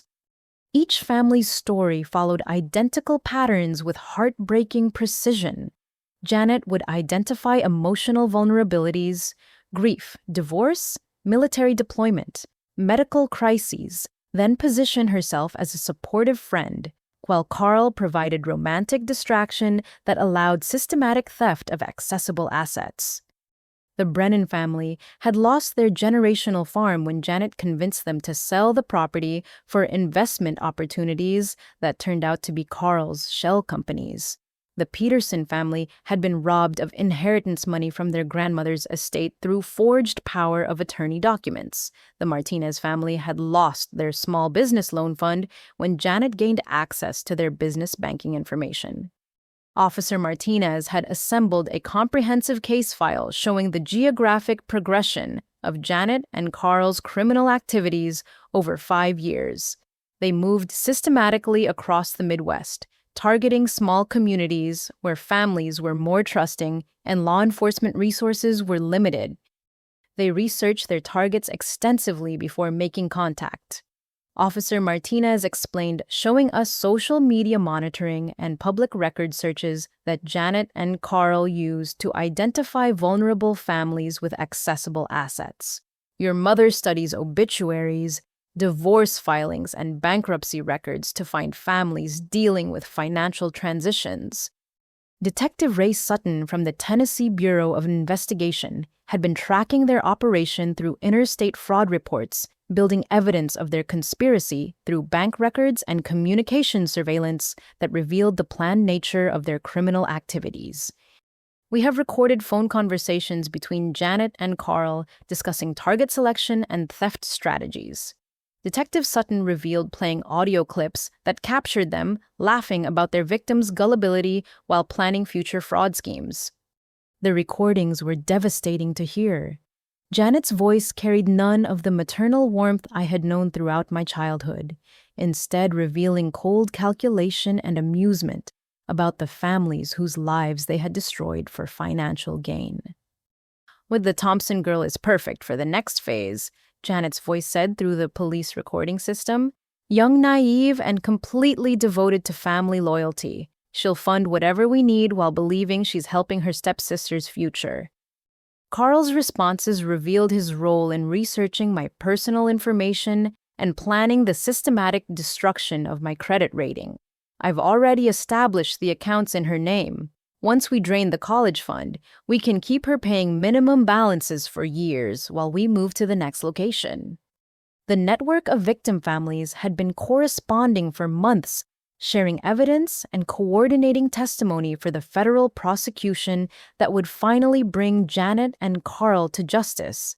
My participation provided the final piece of evidence needed to prove ongoing criminal conspiracy. "Your real-time documentation of their activities gives us current evidence rather than just historical crimes," Detective Sutton explained. "With your cooperation, we can arrest them during active fraud rather than prosecuting old cases that are harder to prove." The families had also organized a victim support network that would continue beyond the criminal prosecution. Patricia Williams had established a foundation that helped families recover from financial fraud, while the Kowalski family had created educational resources to help others recognize manipulation tactics before becoming victims. "We want to prevent other families from experiencing what we've been through," Linda Kowalski explained, showing me materials they had developed for community education about romance scams and family financial abuse. "Your testimony will not only get justice, but will help us warn other potential victims." The restitution process would involve asset seizure from all properties Janet and Carl had purchased with stolen money, including real estate investments, luxury vehicles, and offshore banking accounts they had established in preparation for their planned escape to Mexico. "We've identified over $200,000 in recoverable assets," Officer Martinez announced, reviewing financial documents seized through federal warrants. "Every family will receive compensation for their losses, plus interest and legal fees." My own recovery would include not only my grandmother's stolen college fund, but additional compensation from the proceeds of liquidating Janet and Carl's accumulated wealth. The Federal Victim Restitution Program would also provide credit repair services and financial counseling to help rebuild the economic security they had systematically destroyed. As our planning session concluded, I felt the strength that came from knowing I was not alone in seeking justice. 7 families who had suffered identical betrayals were standing together to ensure that Janet and Carl would face consequences for their criminal activities, while preventing future victimization of other trusting families. "Tomorrow we begin the operation that will end their criminal career," Detective Sutton announced as we prepared to return to our respective cities. "By Friday evening, they'll be in federal custody and their victims will finally have justice." The drive home carried a sense of purpose I hadn't felt since discovering my empty college fund account. Instead of being an isolated victim of family betrayal, I had become part of a coordinated effort to stop career criminals who had hidden behind facades of family love while systematically destroying the financial futures of people who trusted them. Officer Martinez spent 3 hours on Wednesday morning transforming me into a walking recording studio. The tiny microphone device attached to the inside of my bra was virtually undetectable, while the backup recording app on my phone provided secondary documentation of the conversations that would determine Janet and Carl's legal fate. "The equipment is designed for exactly these situations," Officer Martinez explained as she tested audio levels and battery life. "Federal courts require clear recordings to prove conspiracy, so every word needs to be audible and legally admissible. The cover story we had developed was both simple and irresistible to their criminal greed. My fictional great-aunt Eleanor had supposedly died suddenly in Phoenix, leaving me as a sole beneficiary of an estate worth $200,000 that needed to be accessed quickly to avoid probate complications. Inheritance money with time pressure is their favorite target, Detective Sutton had explained during our planning session. They'll want to move fast before you have time to consult with independent legal advice or family members who might interfere with their theft. I practiced the story until it felt natural, memorizing details about the fictional aunt's death and the supposed legal urgency that would justify bypassing normal estate procedures. The scenario included just enough complexity to require Janet and Carl's expertise while triggering their detailed explanations of fraud techniques. At 2 o'clock Wednesday afternoon, I entered our house carrying a manila envelope filled with fake legal documents that Detective Sutton had prepared to make the inheritance story believable. Janet was resting on the living room couch with her usual post-heart attack fragility, while Carl worked on his laptop, managing what he claimed were legitimate real estate investments. I received some unexpected news today. I announced, my voice carrying the excitement and confusion of someone dealing with a sudden windfall. Great-aunt Eleanor died in Phoenix, and apparently she left me her entire estate. Janet's attention sharpened immediately, though she maintained her performance of cardiac weakness. Eleanor, I barely remember her. How much money are we talking about? I spread the fake documents across the coffee table, watching their eyes widen as they processed the financial figures Detective Sutton had crafted to trigger maximum greed response. The preliminary estimate is $200,000, but there are some complications with the probate process, I explained following the script we had rehearsed. The lawyer says I need to act quickly to avoid losing a significant portion to taxes and legal fees. Carl's laptop snapped shut with suspicious speed, and I could see his mental calculations shifting into the high-stakes planning mode that had characterized their previous theft operations. His questions came with the practiced efficiency of someone who had guided multiple victims through similar scenarios. What kind of complications? Time pressure usually means there are ways to expedite the process for a fee. The conversation proceeded exactly as Officer Martinez had predicted. Janet and Carl took turns asking detailed questions about the estate's location, the lawyer's contact information, and the specific legal requirements that were supposedly creating urgency around asset transfer.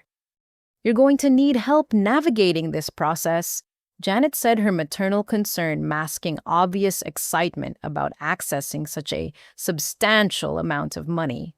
Estate law is very complicated, and inexperienced people often make expensive mistakes.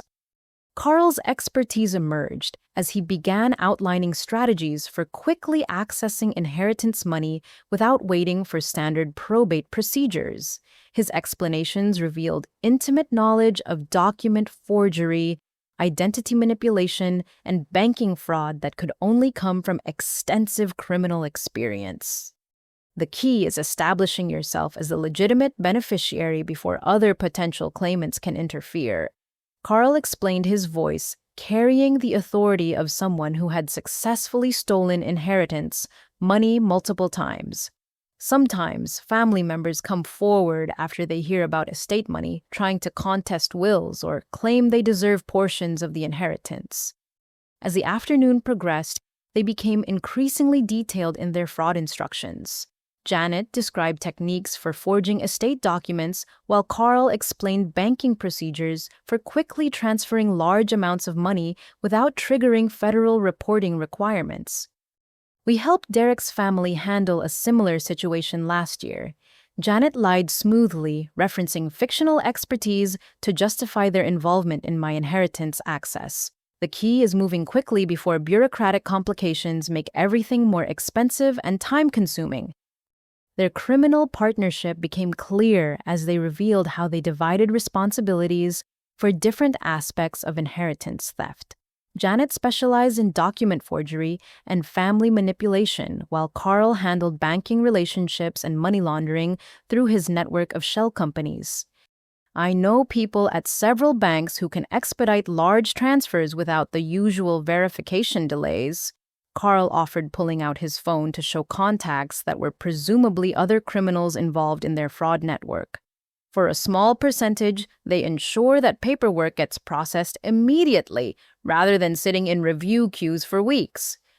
The most incriminating moment came when Janet began reminiscing about previous successful theft operations, apparently forgetting that such stories revealed her criminal history rather than demonstrating helpful expertise. We've helped several families access estate money when time was crucial, she said, her voice warm with pride about criminal accomplishments. The Peterson inheritance in Ohio, the Williams estate in Tennessee. Sometimes families need guidance to make sure they get what they're entitled to before lawyers and government agencies take most of it in fees. Carl added specific details about forged power of attorney documents, fake death certificates, and shell company arrangements that had allowed them to steal hundreds of thousands of dollars from families who trusted them to provide legitimate estate planning assistance. The beautiful thing about inheritance fraud is that victims often don't realize what happened until we're long gone, Carl said with obvious satisfaction. By the time they understand they've been robbed, we're already established in new locations with new identities. As evening approached, they had provided recorded confessions to multiple federal crimes while planning the theft of my fictional inheritance, with the same systematic precision they had used to steal my grandmother's college fund and devastate other families across multiple states. The recording equipment captured every detail of their criminal methodology, providing federal prosecutors with evidence of conspiracy, ongoing fraud, and their intentions to continue stealing from vulnerable families who sought their help during financial transitions. When I finally excused myself to my bedroom that night, I carried documentation of their comprehensive criminal operation, along with their detailed plans for stealing $200,000 from an inheritance that existed only in the fictional scenario we had created to expose their true nature. Thursday morning arrived with unseasonable warmth and clear skies that seemed to mock the storm building around Janet and Carl's criminal operation. They had spent the evening researching my fictional great-aunt's estate, using their network of criminal contacts to verify information that Detective Sutton had carefully planted in public records to make the inheritance story believable. I was preparing coffee when Carl emerged from Janet's bedroom carrying a briefcase and wearing the confident expression of someone whose plans were proceeding exactly as intended. "I've been in contact with my associate in Phoenix," he announced, settling at the kitchen table with documents that presumably outlined their strategy for stealing my fictional inheritance. "We can have the estate money transferred within 72 hours if you're willing to work with experienced professionals." Janet appeared moments later, her cardiac fragility mysteriously improved by the prospect of stealing $200,000. Her energy and alertness suggested that medical recovery was remarkably responsive to financial opportunities. "Carl's contacts have handled situations like this before," she said, pouring herself coffee with steady hands that showed none of yesterday's heart-patient trembling. "They understand how to cut through bureaucratic delays and get you access to money that's rightfully yours." Their morning planning session revealed additional details about their criminal network that federal investigators would find invaluable. Carl's associate in Phoenix was apparently another fraud specialist who had helped them steal inheritance money from previous victims, while Janet's estate planning experience involved forged documents and identity theft on a professional scale. But our careful choreography was disrupted when Amber arrived unexpectedly at 10:30, her face flushed with excitement and her arms full of baby registry printouts that suggested she had been shopping for expensive nursery items since dawn. "Perfect timing," she announced, settling into the living room with the casual entitlement of someone expecting immediate attention. Derek and I have been discussing the baby fund contributions, and we think it would be better to get the major purchases completed before the second trimester. My heart stopped. Amber's presence threatened to derail the federal operation by introducing variables that Officer Martinez hadn't anticipated. The recording equipment was designed for conversations between me, Janet, and Carl, not for managing additional family members who might notice inconsistencies in my inheritance story. Amber, this isn't really a good time, I said carefully, trying to steer her away from the inheritance discussion without appearing suspicious to Janet and Carl. But Amber's pregnancy hormones had apparently enhanced her natural selfishness to new levels of demanding attention. She spread baby furniture catalogs across the coffee table, directly covering the fake estate documents that were central to our federal sting operation. We found the perfect nursery set at Burlington Baby, but it's a limited edition that won't be available next month, she explained, showing pictures of furniture that cost more than most people's monthly rent. If we order today, you can use some of that inheritance money for the down payment. The words hit the room like a bomb. Janet and Carl's expressions shifted from confident control to confusion and growing suspicion as they processed Amber's casual reference to inheritance, money that was supposed to be confidential information. "What inheritance money?" Carl asked slowly, his voice carrying the careful tone of someone detecting potential deception. Amber looked around the room with dawning awareness that she had said something wrong, but her pregnancy brain couldn't quite process the nature of her mistake. "The money from Gertrude's aunt. Mom called me this morning to discuss how the baby fund could benefit from family financial improvements." My stomach dropped into my shoes.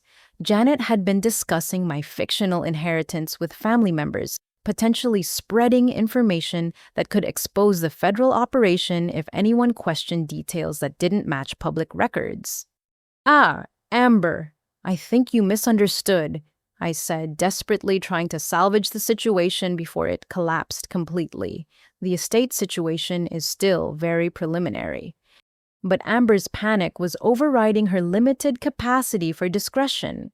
Faced with potential loss of baby furniture funding, she began talking rapidly about conversations with Derek, discussions with her friends about nursery planning, and excited texts to extended family members about unexpected financial support for baby expenses. "Derek's already taken time off work to drive to the furniture store," she said, her voice rising with pregnancy-fueled anxiety. "We told everyone we'd have money to cover the deposit by this afternoon." Carl's suspicion was crystallizing into dangerous certainty that something was wrong with my inheritance story. His criminal instincts were detecting inconsistencies in family communications that suggested potential deception or law enforcement involvement. "Gertrude, let's step outside for some air," Carl suggested, his tone carrying veiled threat rather than innocent concern. "I think we need to discuss the estate situation privately." But Amber's emotional meltdown was accelerating beyond anyone's control. The combination of pregnancy hormones, financial expectations, and dawning realization that she might not get expensive baby furniture was triggering a complete breakdown of rational behavior. This isn't fair," she wailed, her voice carrying across the neighborhood as she gestured wildly with nursery catalogs.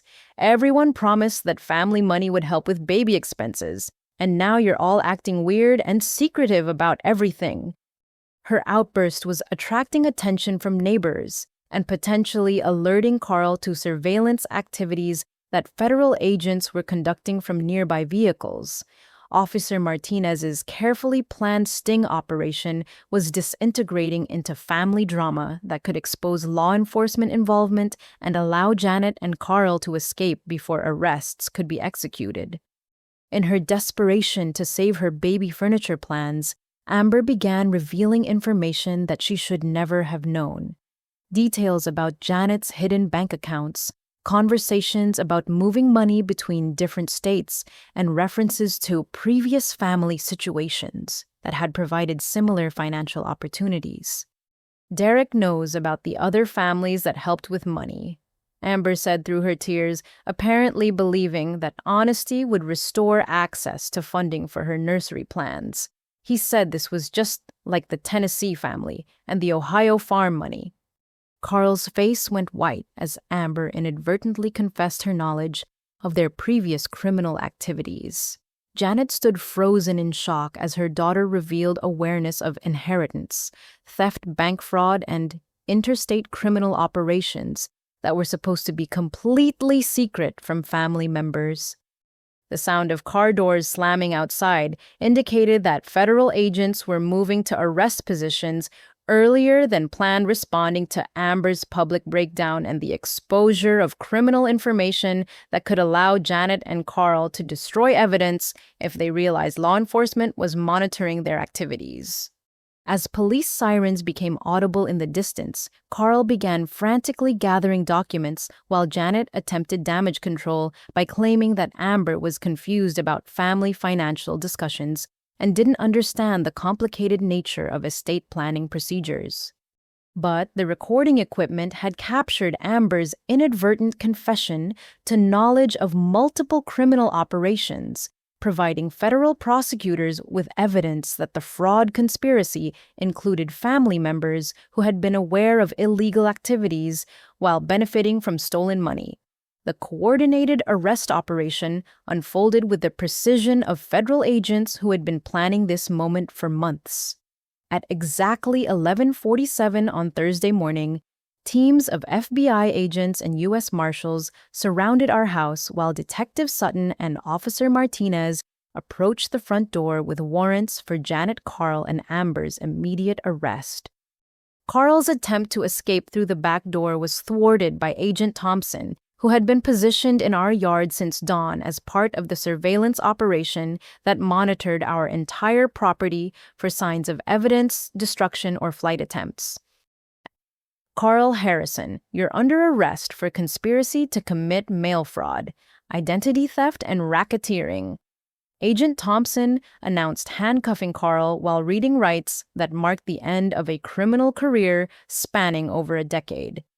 Janet's arrest in our living room carried the added weight of betrayal that made my chest ache despite everything she had done to destroy my future. Watching federal agents place handcuffs on the woman who had raised me felt surreal, as if I was witnessing the arrest of a stranger who happened to look like my mother. Beeks, Janet Thompson, you're charged with multiple counts of federal fraud, identity theft, and conspiracy. Officer Martinez said formally, her professional demeanor masking the satisfaction of finally capturing criminals she had been tracking for years. Amber's arrest was the most emotionally devastating because her pregnancy made the handcuffing process complicated, and her complete breakdown made our neighborhood spectacle even more traumatic for everyone involved. I didn't know, she sobbed as agents led her toward a federal transport vehicle. I just wanted money for baby furniture. Derek said it was family money that everyone was sharing. But Agent Thompson's explanation revealed that federal investigation had uncovered evidence of Amber's active participation in document forgery, victim contact, and money laundering that went far beyond simple knowledge of her mother's criminal activities. Ms. Harrison knowingly participated in identity theft, helped forge documents, and made false statements to financial institutions.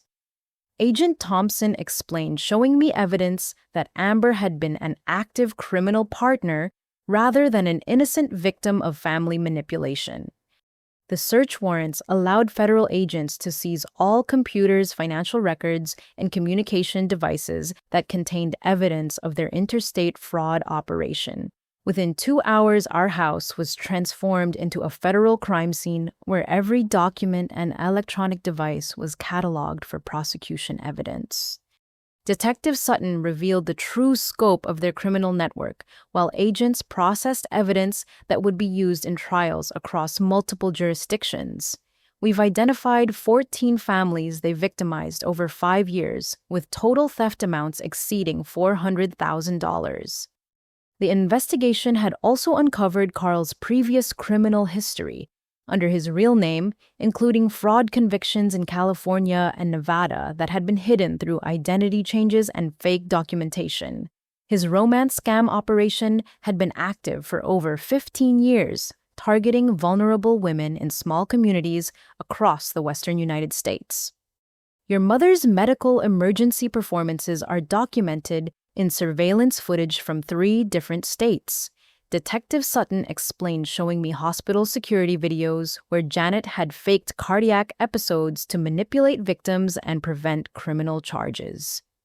The federal charges were comprehensive and devastating. Janet faced up to 25 years in prison for mail fraud, identity theft, conspiracy, and racketeering. Carl's previous convictions made him eligible for enhanced sentencing that could result in 40 years of federal imprisonment. Amber's charges included conspiracy and fraud that could result in 8 years despite her pregnancy status. Asset seizure warrants had already frozen bank accounts containing over $200,000 in stolen money, along with real estate properties and luxury vehicles that Janet and Carl had purchased with crime proceeds. The Federal Victim Restitution Program would liquidate these assets to compensate families they had robbed. Your grandmother's college fund will be completely restored within 60 days. Agent Thompson announced, presenting documentation showing that my stolen money had been traced through multiple accounts and would be recovered with accumulated interest. The credit repair process was equally comprehensive. Federal Victim Services would remove all fraudulent accounts from my credit report while providing documentation that proved my identity had been stolen for criminal purposes. Within 6 months, my credit rating would be restored to pre-theft levels. The other victim families will receive similar restitution. Detective Sutton explained, reviewing recovery amounts for each family that had been devastated by Janet and Carl's systematic theft operations. Everyone will get their money back, plus compensation for legal fees and financial damage. The prosecution timeline would unfold over the next 18 months, with plea negotiations determining whether trials would be necessary for final conviction and sentencing. Federal prosecutors were confident that the evidence would result in substantial prison sentences that would prevent future victimization of trusting families. Dr. Patterson from the veterinary clinic had been contacted by federal agents who explained that my reputation and employment had been damaged by false information spread by criminal suspects under federal investigation. The clinic's policy was revised to ensure that future reference checks would be protected from similar manipulation by people seeking to destroy employees' professional standing. "We had no idea you were dealing with organized criminals," Dr. Patterson said when he called to offer both apology and continued employment support. "The FBI explained that everything we heard about your financial problems was deliberately fabricated to isolate you from potential help." As evening approached and federal agents concluded their evidence collection, I stood in our quiet house surrounded by the aftermath of a criminal operation that had masqueraded as family love while systematically destroying the financial futures of people who trusted Janet and Carl to provide legitimate help during vulnerable times. The woman I had called mother for 24 years was a career criminal whose maternal affection had been weaponized to facilitate theft, fraud, and financial abuse that extended far beyond our immediate family. Every gesture of love and concern had been calculated to maintain my compliance while she stole money that my grandmother had saved for my education. But for the first time since discovering my empty college fund account, I felt genuine hope that justice was possible and that my future could be rebuilt from the foundation my grandmother had always intended to provide. 6 months after the arrests, I stood in the lecture hall at Colorado State University's veterinary medicine program, surrounded by textbooks purchased with my restored college fund and classmates who shared my passion for healing injured animals. The acceptance letter had arrived just 3 weeks after federal agents returned my grandmother's money, allowing me to begin the educational journey she had always dreamed I would pursue. The federal prosecution had concluded with plea agreements that resulted in substantial prison sentences for all three defendants. Janet received 18 years in federal prison. Carl was sentenced to 28 years due to his extensive criminal history. And Amber received 4 years with work release provisions that allowed her to give birth in a minimum security facility. Robert had become the father figure I had never experienced, driving 800 miles to help me move to Colorado and offering emotional support as I processed the complex grief of losing my mother to criminal conviction while simultaneously celebrating my freedom from financial manipulation. "Your grandmother would be so proud," he said during our final dinner before my first semester began. "Margaret always believed you were meant to heal the world one injured animal at a time." The victim restitution process had provided not only financial recovery, but emotional healing through contact with other families who had experienced identical betrayal and manipulation. Patricia Williams from Nashville had become a close friend, sharing strategies for rebuilding trust and recognizing healthy relationships after surviving criminal family abuse. But the guilt was the hardest part. Patricia explained during one of our weekly phone conversations, feeling responsible for not recognizing the manipulation sooner, wondering if I should have known better than to trust someone who claimed to love me. The victim support network we had established was now helping other families recognize financial abuse patterns before criminal theft could destroy their economic security. Our educational materials were being used by law enforcement agencies across multiple states to train officers in identifying family fraud and supporting victims who were often reluctant to report crimes committed by people they loved. My veterinary studies provided daily reminders of the compassion my grandmother had recognized in my character and wanted to nurture through education. Working with injured wildlife and abandoned animals, I understood that healing required both technical knowledge and emotional strength that could only be developed through overcoming significant challenges.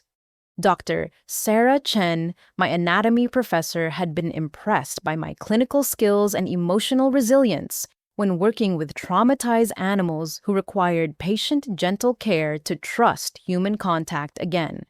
"You have an unusual ability to connect with creatures who have been hurt by the people they should have been able to trust." The parallel between my own recovery and the rehabilitation of abused animals wasn't lost on me. Both processes required learning to distinguish between genuine care and manipulative control, developing the confidence to accept help from trustworthy sources while maintaining healthy boundaries with people whose motives might not align with our well-being. My credit had been completely restored through federal victim services, allowing me to secure student loans for living expenses and establishing the financial independence that Janet and Carl had systematically prevented. For the first time in my adult life, every dollar I earned belonged to me rather than funding other people's lifestyle choices. The apartment I rented near campus was small but entirely mine, decorated with photos of my grandmother, and furnished with items I had chosen based on my own preferences rather than family demands. The simple pleasure of buying groceries without calculating how much money Janet expected for household contributions felt like luxury beyond anything material wealth could provide. Dating remained challenging as I learned to recognize the difference between romantic interest and financial targeting. But therapy through the University Counseling Center was helping me develop healthy relationship skills that my family environment had never modeled. Dr. Martinez, my counselor, specialized in helping survivors of financial abuse rebuild their capacity for trust and intimacy. "The people who love you authentically will never demand financial sacrifice as proof of your affection," Dr. Martinez reminded me during sessions focused on recognizing manipulation tactics. Real family support flows both directions, with everyone contributing according to their abilities rather than one person funding everyone else's dreams. My brother Marcus had returned from deployment to discover the criminal prosecution and his own financial victimization, leading to family conversations about recognizing abuse patterns that we had both normalized during our childhood. His military training in identifying enemy tactics provided useful frameworks for understanding how Janet and Carl had waged psychological warfare against their own family members. Family shouldn't feel like a combat zone where you're constantly defending your resources and questioning your judgment, Marcus observed during his visit to Colorado. Real families protect each other from outside threats rather than becoming the threat themselves. The scholarship fund I established in my grandmother's memory provided educational support for students pursuing veterinary careers after overcoming family financial abuse. The annual awards ceremony honored Margaret Thompson's belief that compassion could be nurtured through education and that healing others was the highest expression of human character. As my first semester concluded with grades that reflected both academic achievement and personal growth, I reflected on the lesson that had emerged from surviving criminal betrayal by people I had trusted completely. Fighting back against manipulation doesn't make you selfish. It makes you strong enough to protect yourself and help others in similar situations. The strength to resist financial exploitation and demand truthful relationships had been built through months of fear, anger, and determination to reclaim the future my grandmother had envisioned for me. That same strength now allowed me to pursue veterinary medicine with confidence that my career would be built on my own efforts rather than stolen resources. Every injured animal I helped heal reminded me that recovery from trauma requires both gentle patience and fierce determination to survive. The grandmother who had saved $25,000 from her seamstress earnings had given me more than money. She had provided a foundation of love that no criminal could steal even when they destroyed everything else. Standing in the veterinary clinic during my first hands-on training, I understood that healing others requires the strength that comes from overcoming your own wounds. The woman who had almost destroyed my future through systematic financial abuse had inadvertently taught me the most valuable lesson possible. Real love never demands sacrifice of your dreams, and true family supports your success, rather than stealing it.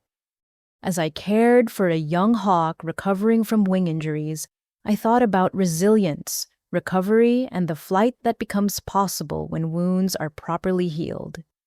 My grandmother's gift had been temporarily stolen, but her belief in my capacity for compassion had survived every betrayal and would guide my healing work for the rest of my career. The future stretched ahead with possibilities that belonged entirely to me: veterinary school graduation, professional practice, and the opportunity to heal both animals and humans who had experienced trauma similar to my own. Justice had been served, education had been reclaimed, and the dreams that criminals tried to steal were finally taking flight. Have you ever experienced someone in your family trying to manipulate you financially or emotionally? How did you find the strength to set boundaries and protect yourself? I'd love to hear your thoughts in the comments below. If this story resonated with you, please like this video and subscribe for more stories about overcoming family challenges and finding your own path to success.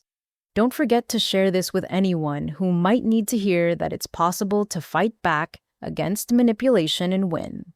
Thank you for listening, and remember, your dreams are worth protecting, no matter who tries to convince you otherwise.